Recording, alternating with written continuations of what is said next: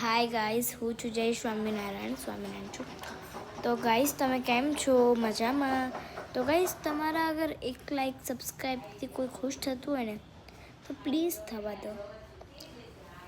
અને અગર તમે એ માણસ ખુશ થાય છે ને તો થવા દો. ભગવાન તમારું સારું કરશે. જે મુસલમાન છે, જે હિન્દુ છે, આ વાત બેવ માટે છે, સમજ્યા? અગર કોઈ ખુશ થતો હોય તો થવા દો. અગર કોઈ ખુશ થતો હોય તો થવા દો. કારણ કે કેમ કે એ તમારી પછી આગળ જઈને ભગવાન જ તમારી હેલ્પ કરશે.